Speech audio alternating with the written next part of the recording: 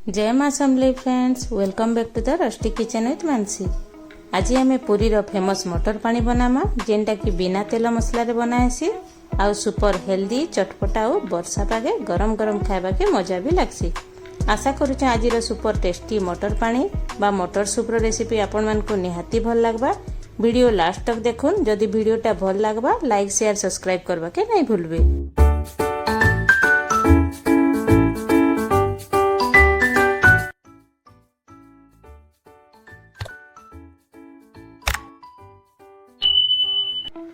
इन मुई धला मटर चना गोटे गिनारे मापी करी गोटे गिना नहीं जाइछे आउ सेथिरे 3 गिना पानी दे करी 7 रु 8 घंटा लगे बतरे दीचे।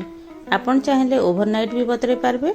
चना के जेते अधिका टाइम बतराबे सेते भल से आउ जल्दी सिझी जिबा। मटन चनार क्वांटिटी आपणकर हिसाब रे कम बेसी भी करि पारबे। देखुन 7 घंटा ही गलान। 7 घंटा पर चना भल से बतरी गलान। चना के भल करी धुई करी कुकर रे दे देमा और चनार ऊपर तक पानी पकेदेमा। एबे सेथिरे आलू गुटे के चोपा छड़े करी 2 फाल करी करी चना रे दे देमा। सेथिरे टेस्ट हिसाब रे लूण टिके पकेदेमा आउ गैस रो मीडियम फ्लेम रे 3 रु 4 हुइसिल आसला तक बसै देमा। एबे गुटे बाउल रे 5 रु 6 पीस तेंतुली के पानी रे 15 मिनिट लगी बतरी देमा आ तेंतुली झोल रेडी करमा। इटा ध्यान रे रखबे कि तेंतुलीटा फ्रेश आउ खटा हिथिबार कथा।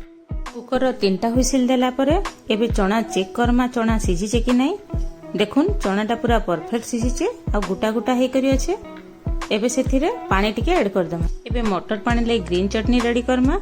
ग्रीन चटनी लगी मसला जार रे गोटे मुठा पुदना पत्र, गोटे मुठा धनिया पत्र आ राग हिसाब रे कच्चा मिर्चा, आमदा टिके आ पानी टिके दे करी ग्राइंडिंग कर दमा। एबे तेंतुली पानी रे पकाबार लगी छेचा रेडी करमा। एबे आमदा टिके कच्चा मिर्चा 2टा इन में 2टा कच्चा मिर्चा नीचे आपन केते राखायसन से हिसाब रे कम बेसी करि पारबे। देखुन तेंतुली बतरी गला न। तेंतुली के चटकी करी तेंतुली के छाणी करी तेंतुली अलगा कर देमा। एबे से तेंतुली पानी रे हाफ कप पानी ऐड कर देमा। एबे सेथिरे चाट मसला half tea spoon, black salt half tea spoon, लूण स्वाद अनुसार, आमदा और कंचा मिर्चा जेन छेची थिला सेटा पके देमा। ग्रीन चटनी 2 टीस्पून दे देमा। एबे रेडी ही गला हमर चटपटा खटा तेंतुली पानी।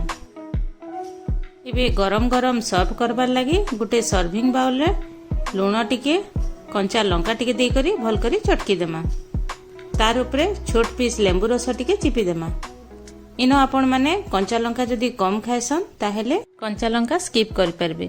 एबे सेथिरे सिझला चना और चना झोल, ग्रीन चटनी, तेंतुली झोल, भजा जीरा लंका गुंड, कटा पियाज, धनिया पत्र, कंचा लंका दे करी भल करी मिक्स करि देमा।